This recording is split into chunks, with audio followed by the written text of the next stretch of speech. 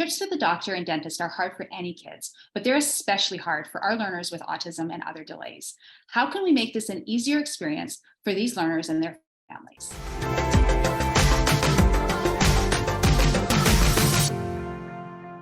Hi, I'm Shira. And I'm Shayna. We are behavior analysts that create weekly content about how to teach kids with autism so that they make real progress. And we create shareable resources to make your job just a little easier. Today's topic is all about tolerating the doctor or the dentist. And if you want more videos like this, make sure to subscribe and hit the notification bell to stay updated on new video releases. So, when my daughter was about 2 years old, I had to take her to the dentist for the first time. And I've been in the field of ABA for ages. So, I actually was like on high alert going, okay, she may be scared of the dentist. How can I help her beforehand? So, we did a bunch of things. I got her this book. It was all about the dentist, and we used to read it together. I walked by the dentist a few times and we kind of waved from the outside. And then my dentist, I loved my dentist, and she had a bunch of toys and stickers and everything there to try and make the dental experience that much more enjoyable. So when we walked in, I held my breath, but I was selling it. I was the perfect salesperson. I'm like, isn't this going to be so great? And you know what? We got through it, no problem. For my kids, the dentist was enough that when they came in there, the first thing they got to do was choose a video that they got to watch while they were lying in the chair. And I don't even think they noticed that someone's hands were in their mouth because they were so engaged with that video. But for a lot of our kids, it's very different. They do need to be desensitized to these appointments. A lot of the kids that we work with may have, multiple medical procedures also that they go through very frequently. And that may have created, an avoidance to anyone coming near them or touching them or doing any kind of procedure. So we do want to be very careful when approaching these kind of procedures with our kids and being very gentle and doing these desensitization steps in a way that they get to call the shots while we're doing it. We're not pushing anybody too far. But what does that desensitization look like? And, why should we be doing this? I've got a lot of kids who have been through sedation for medical appointments, and that really sucks. We want to really try and eliminate that sedation piece of it because, if they can learn to tolerate the medical appointments on their own, then it's so much better because A, it's free choice, and B, it's just healthier. Right. So what does that look like? Where do we start? What are these steps and how do we do them? And for a lot of our kids, like they are going to grow up and they're going to grow up to be adults and then they have a choice. If we just keep, offering sedation or putting them under for dental or medical procedures, once they become an adult, are they going to want to go on their own to the dentist or the doctor? Likely not. So here we're going to talk about what that step looks like to desensitize them. So we talk about with any of these kind of life skills or important independent skills, chaining. Now, chaining is a procedure where we take the big skill of, let's say, going to the dentist, and we break it down into what those steps look like. From as small as entering the door, walking into the door of the dentist's office might be the first step. And the first step might be getting out of the car or getting into the car, knowing that you're going to the dentist. You have to know the child that you're working with to know where you need to start. So you start from the smallest step possible, and then you write down all of the steps that would be involved. We need to go into the dentist's office.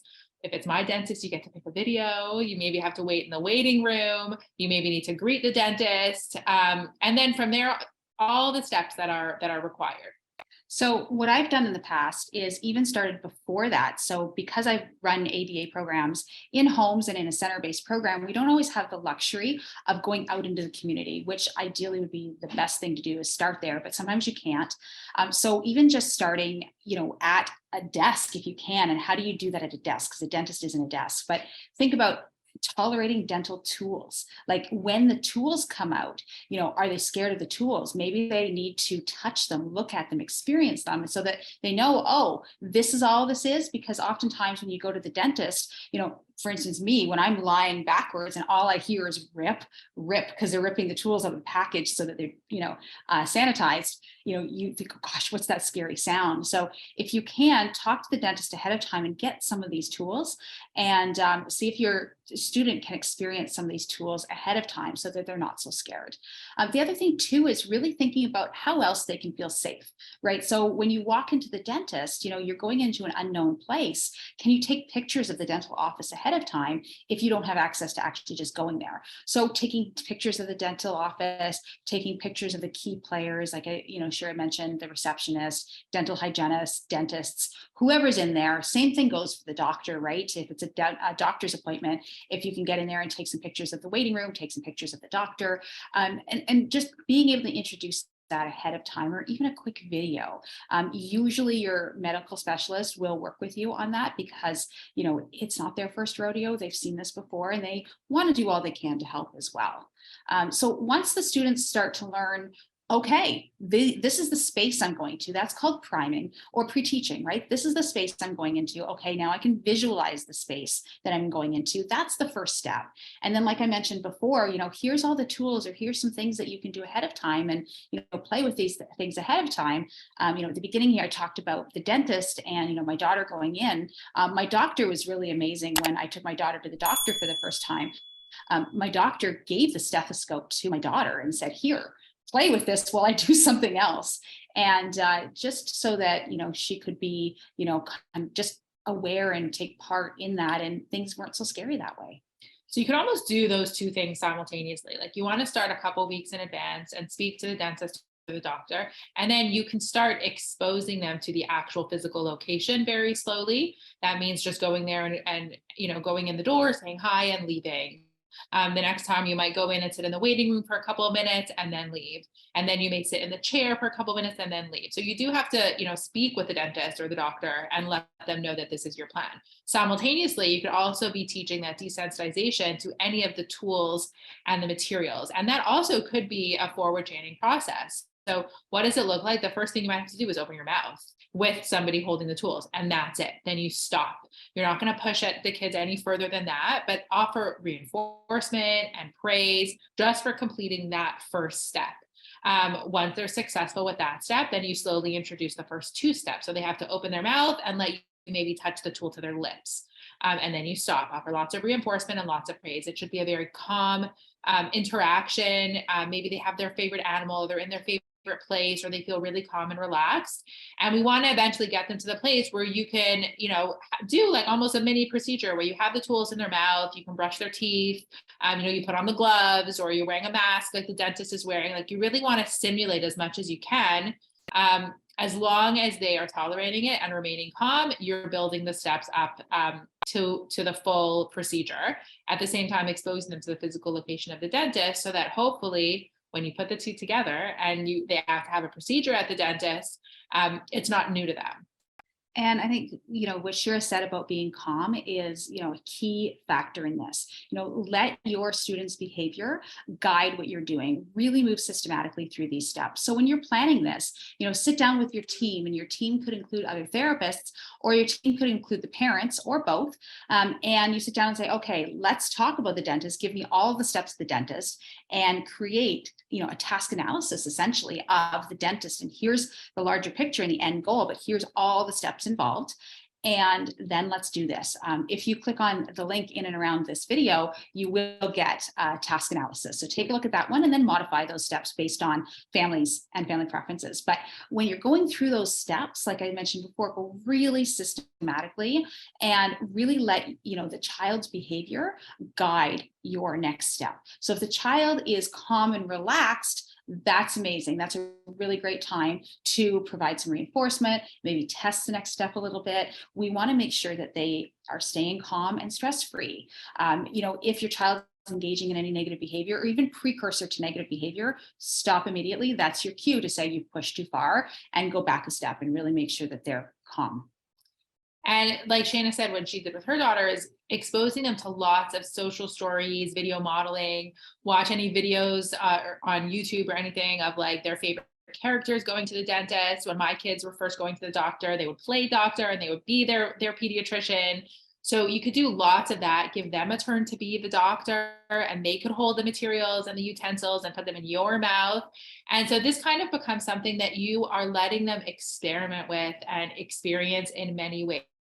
While you are doing the desensitization with them, you could have their favorite videos playing, their favorite music playing, and have it be something that they're exposed to in a way that just seems enjoyable and calm. The other thing that's nice for them to know is if you're going to be in their mouth for a certain amount of time, or you're going to be, testing the utensils, having a visual timer or doing a countdown so that they know what to expect. And that's even something that you can use at the actual dentist, is he can do the countdown, and you could tell him that strategy of let them know how much longer it's going to be so that they have what to rely on. You can also create a visual schedule if that's something that would help them, of what the steps are so that they can see it visually or in writing and be able to move through those steps so that it helps them know what to expect and have a little bit of control over what happens. They can choose maybe, which video they want, if they want to wear the bib or not, if they want a blue toothbrush or a green toothbrush.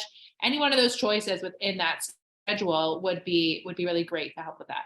My daughter measures everything by Taylor Swift songs. So, if you play, 2 Taylor Swift songs and that's, good enough, or that's long enough for the dentist to be in someone's mouth, or if it's 3 Taylor Swift songs, it doesn't have to be Taylor Swift, but, I've got a Swiftie on my hands right now.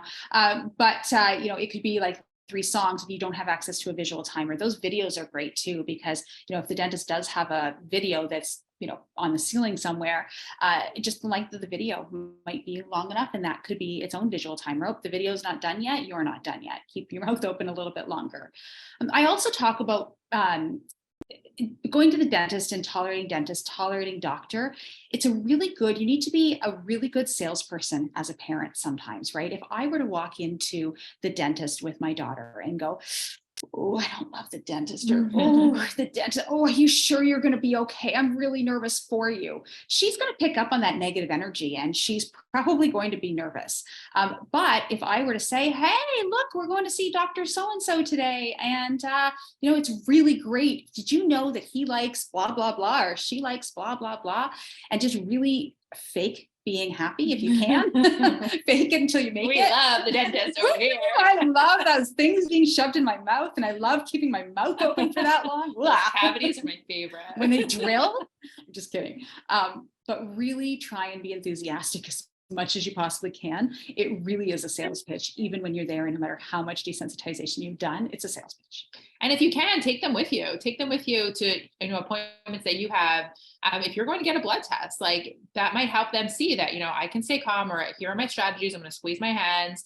If you're going to the dentist, and the dentist will allow them to watch or sit in your lap while you're doing that, and you can model, right? Because like Shana said, you're modeling what they're going to experience. So if you can model it in a way where you can stay calm, then that would be great for your child to see. I don't know, Shira, can you stay calm when there's a drill in your mouth?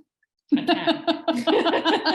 can. When there's a needle going into me, maybe not those appointments, but seriously though, I think it's a really great idea. Have have the students, look at what you're doing, or look at what their parents are doing as well. That, we're really trying to, normalize this process, right? Like going to the dentist is something that kids should be doing. Going to the doctor, it shouldn't be this scary thing. It's not a daunting thing. Just, it's a part of life. We need to go. So making sure that they can do that. Sure, you briefly mentioned having a preferred item with you at the dentist or the doctor. And that's a really great idea. People talk about these quote unquote transitional items. So getting somewhere, getting somebody somewhere and taking a favorite doll or something with you. But going one step further, why can't they have their favorite doll or their favorite toy in their hands the entire time while they're having, the medical procedure done? Yeah, it's definitely one of my tricks. Yeah. And then the last thing in terms of the dentist is, usually my dentist, any good dentist, I'll put a plug in for my dentist, gives out a whole bunch of stuff to kids at the end of the appointment. So seeing if your dentist does that, and if not, maybe it's a trip to the dollar store right afterwards, or it's a trip somewhere so that they can pick up something, so they can start associating the dentist with things. I have a whole bunch of junky stickers and tooth things and whatever else at home from my dentist, and I can't stand them. My daughter loves it. She just loves getting them. Yeah. Didn't you say that you missed the dentist? Oh yeah, I used to love going to the dentist when I was a kid. It didn't hurt or anything, because I got to miss school and I got to pick something like stupid prize from the drawer at the end. I think they were erasers. And it was the best thing ever that I got to go back to school with an eraser. So it's sometimes the smallest things, do help. We talked a little bit about video modeling and like being, you being the model or watching different characters experience going to the dentist.